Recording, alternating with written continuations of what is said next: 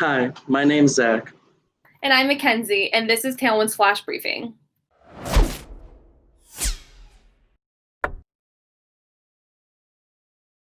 Recently, due to security suspicions, President Trump demanded that TikTok be sold to a U.S. company or it'll be banned from operating in the U.S. President Trump planned to ban it on Sunday, but ultimately no action was taken. Anyways, we're going to focus more on the deal itself as details pertaining to the ban are still coming out. After multiple bids from Oracle and Microsoft, ByteDance decided ultimately not to sell to either. But after rejecting Microsoft's offer, they made an agreement to partner with Oracle for US operations. This isn't described as an outright sell, but they are going to have a partnership, at least in the US. As of last month, China also revised their rules regarding the sale of certain technologies to foreign countries. These technologies include data processing and speech recognition. Experts are saying that these technologies are used by TikTok, so it's likely that ByteDance will have to get government permission from China to operate the app in a foreign country if they do end up selling completely. It's also important to note that if Microsoft won the bid for TikTok, Walmart was considering negotiating a potential deal for the app as well. Walmart told CNN Business that it continues to have an interest in TikTok, and it continues discussions with ByteDance leadership and other interested parties. So it'll be interesting to follow if they potentially continue to play a role in the eventual sale. Do you believe ByteDance made the right decision choosing Oracle over Microsoft? It's hard to tell right now. The Microsoft bid would have given more power away, as it would have been a complete sell versus this partnership that they have going with Oracle. With the Microsoft deal, all of the computer codes and algorithms would have been transferred from ByteDance to Microsoft for US operations.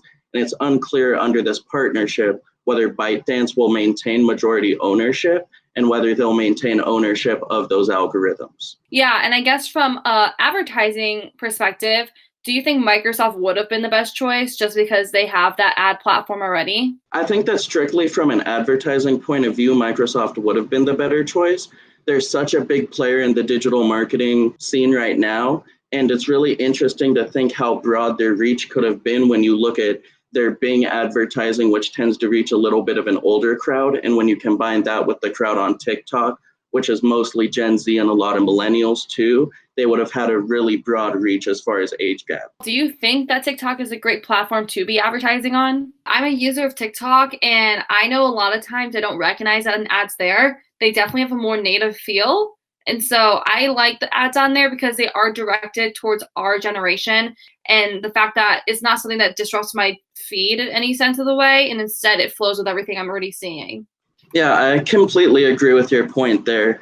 When so much of the advertising out there looks the same, seeing an ad in the form of the content that we consume so frequently is really a breath of fresh air. In May of this year, Hulu actually launched Hulu Watch Party, which allows up to 8 subscribers of their paid platform of no ads.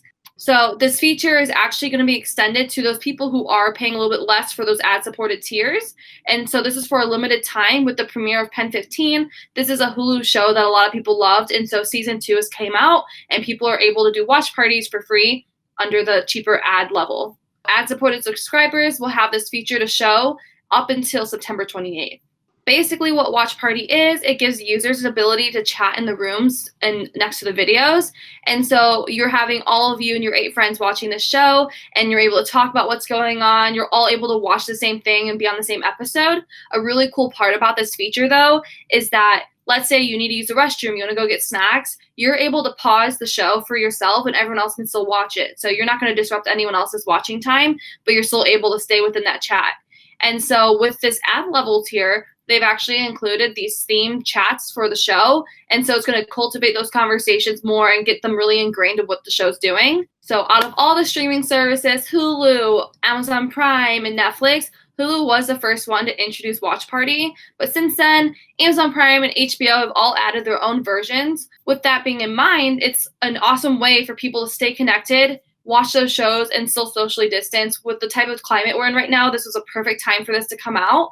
But I think it's great to be able to connect your friends and family, even if it's not about COVID, it's about just that distance of maybe they're across the country, maybe they're in a different type of time zone, and the ability to still connect and not only just watch a show and like kind of be on track together, but also chat while you're doing it. And so I know personally, I love watching shows with my friends and being on the same episode.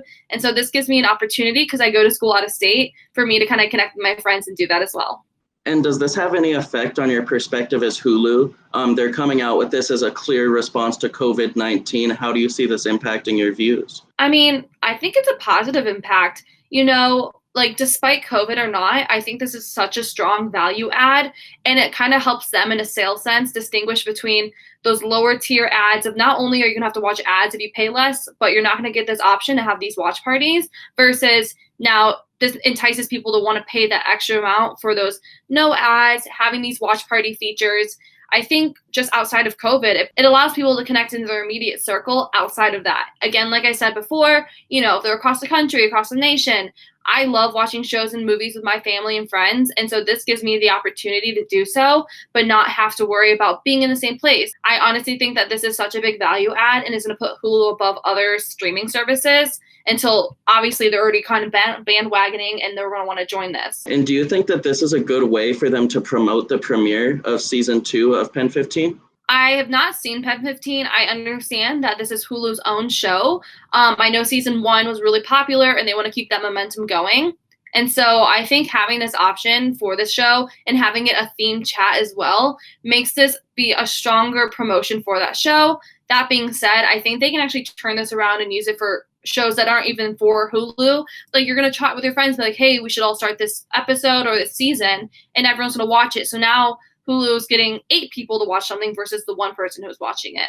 Well, that's all we have for you guys today. Thanks for tuning in to this week's episode of the Tailwind Flash Briefing, and be sure to keep an eye out for next week's episode. I'm Zach. And I'm Mackenzie. Thanks for watching.